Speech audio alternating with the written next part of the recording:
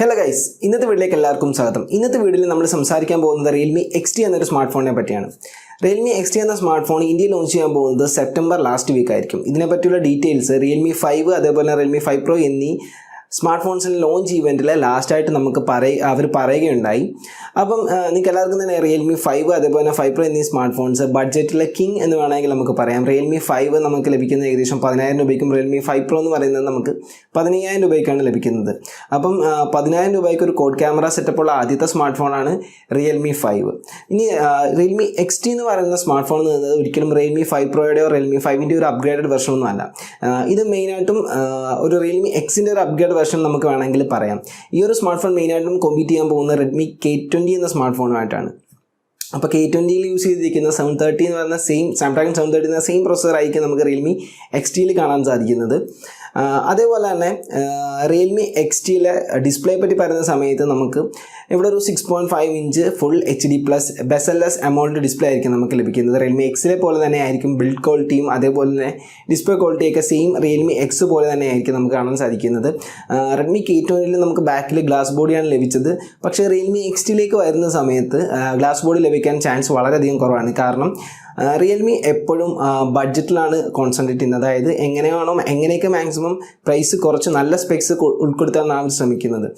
അവർ മിക്കവാറും അവരുടെ പാരമ്പര്യം പോലെ തന്നെ സ്ഥിരമായിട്ട് യൂസ് ചെയ്യുന്ന പോളികാർബണേറ്റ് ബാക്ക് ആയിരിക്കും റിയൽമി XTയിലും കൊടുക്കുന്നത്. അപ്പോൾ പോളികാർബണേറ്റ് ബാക്ക് എന്ന് പറഞ്ഞാൽ അത്ര വലിയ പ്രശ്നമൊന്നുമില്ല. നിങ്ങളൊരു ബാക്ക് കവർ മേടിച്ചിട്ട് കഴിഞ്ഞാൽ വളരെയധികം പ്രൊട്ടക്റ്റഡ് ആയിട്ട് തന്നെ നമ്മുടെ സ്മാർട്ട് ഫോൺ ഇരിക്കും. അത് ഇപ്പോൾ ഗ്ലാസ് ബോഡി വെച്ച് കഴിഞ്ഞാൽ ഒരുപാട് പ്രൈസിൽ വ്യത്യാസം വരും. അപ്പോൾ അവർ പോളികാർബണേറ്റ് ബാക്ക് ആയിരിക്കും മിക്കവാറും യൂസ് ചെയ്യാൻ സാധ്യതയുള്ളത്. അതേപോലെ തന്നെ ഇതിൽ നിങ്ങൾക്ക് ഒരു ഫ്രണ്ടിലൊരു പോപ്പപ്പ് സെൽഫി കാണാൻ സാധിക്കും. ഈ ഒരു പോപ്പപ്പ് സെൽഫിയുടെ കൃത്യമായിട്ടുള്ള എത്ര മെഗാ പിക്സലാണ് ലഭിക്കുന്നതെന്ന് നമുക്ക് അറിയാൻ സാധിച്ചിട്ടില്ല. ഒന്നെങ്കിൽ ഒരു 16 മെഗാ പിക്സൽ അല്ലെങ്കിൽ 25 മെഗാ പിക്സൽ, ഈ രണ്ടിൽ ഏതിലും ഒരെണ്ണമായിരിക്കും നിങ്ങൾക്ക് ലഭിക്കുന്നത്. ഇനി ബാക്കിലേക്ക് വരുന്ന സമയത്ത് നിങ്ങൾക്ക് ഒരു കോഡ് ക്യാമറ സെറ്റപ്പ് ആയിരിക്കും വരുന്നത്. റിയൽമി 5 Proയിലും 5ലും കണ്ട പോലെ ഒരു കോഡ് ക്യാമറ സെറ്റപ്പ് ആയിരിക്കും വരുന്നത്. അതിൽ പ്രൈമറി ക്യാമറ എന്ന് പറഞ്ഞാൽ 64 MB പ്രൈമറി ക്യാമറ ആയിരിക്കും നിങ്ങൾക്ക് ലഭിക്കുന്നത്. മറ്റും 3 ക്യാമറകളുടെ മെഗാ പിക്സലും വ്യക്തമായിട്ടില്ല. അതിൽ ഒരു വൈഡ് ആംഗിളും ഒരു മാക്രോവും അതിലൊരു പോർട്രേറ്റും ആയിരിക്കും നിങ്ങൾക്ക് ലഭിക്കുന്നത്.